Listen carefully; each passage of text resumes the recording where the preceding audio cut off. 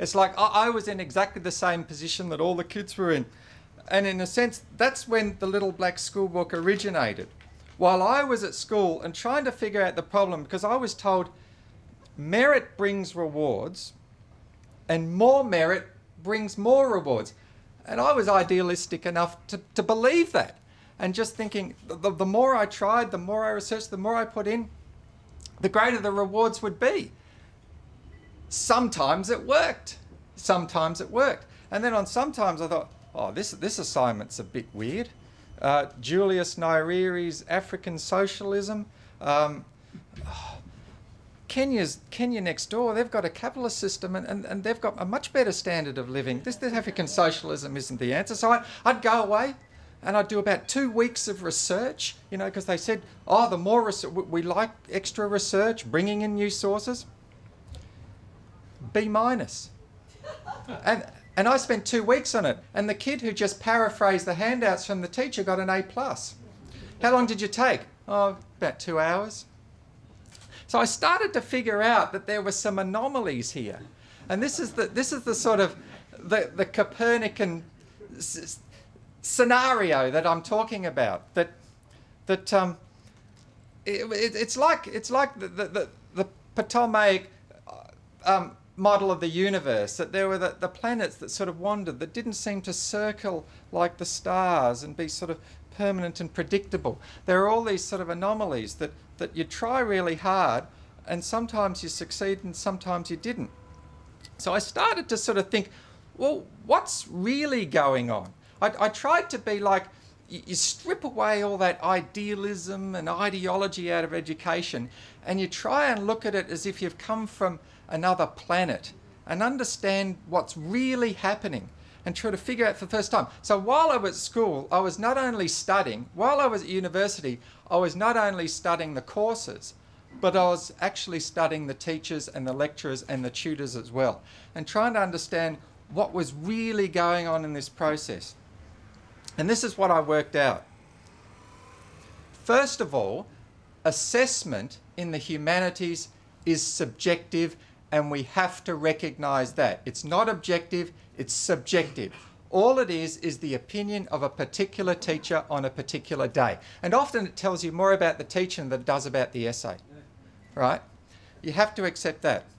Secondly, I realised that when a teacher awards an A, they're experiencing a particular emotion. It's not just a dry calculating process, there's an emotion there. An emotion is connected to the process of reason.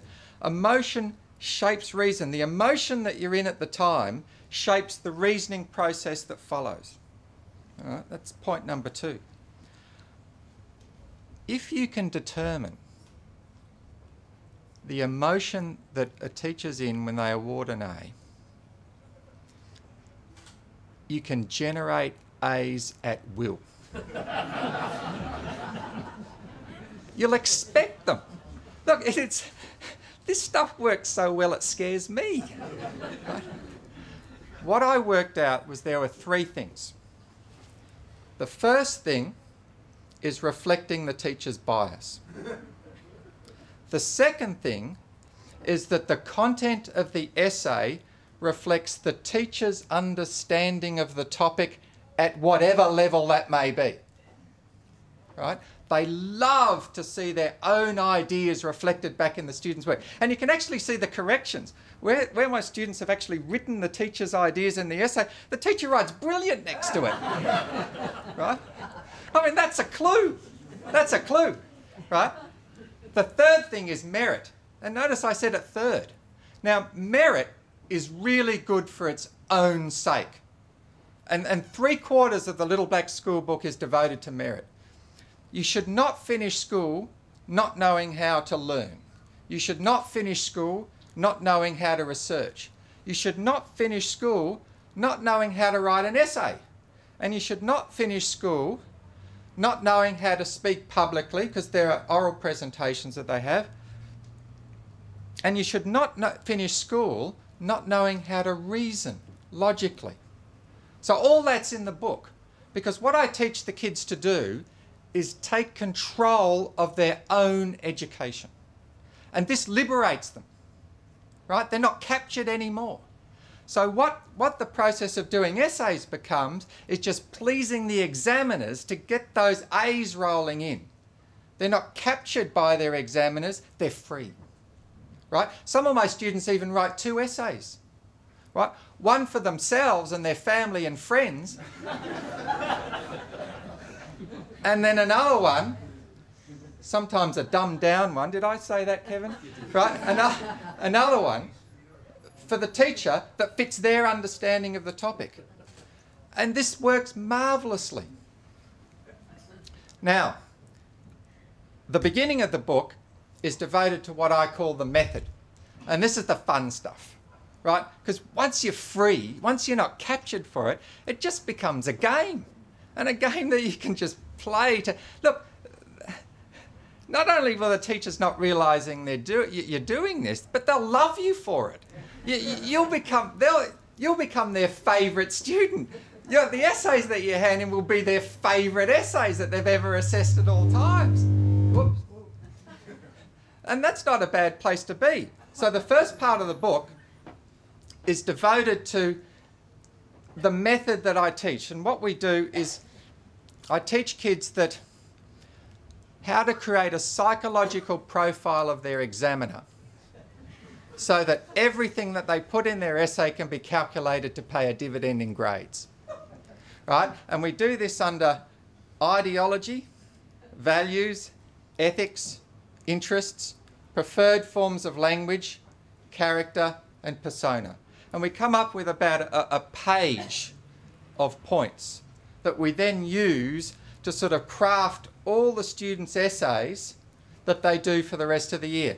It's interesting with the ideology one though, because I sort of sit back because I want the students to... I know the answer already, right?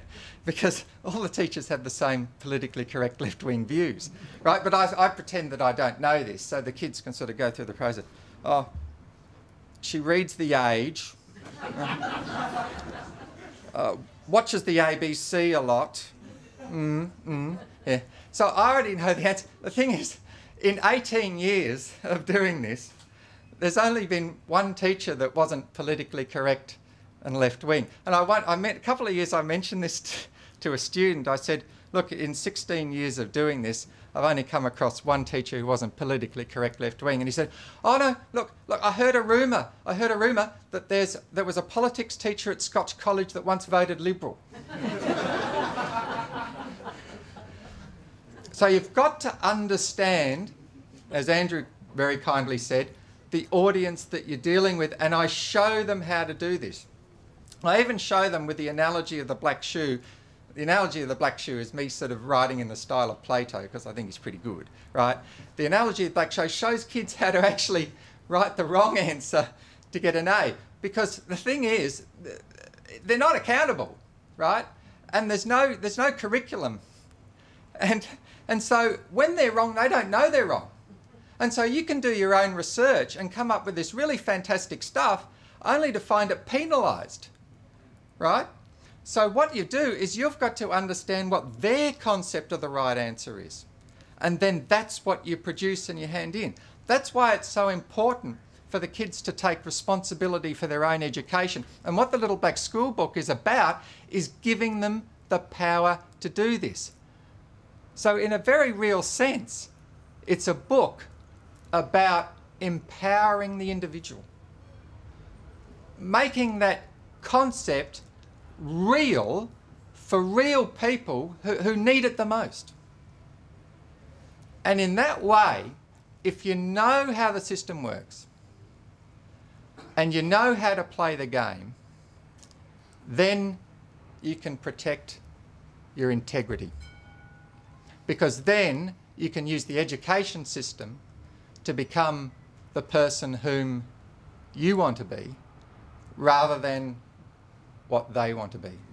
And that's what the Little Black Schoolbook is all about.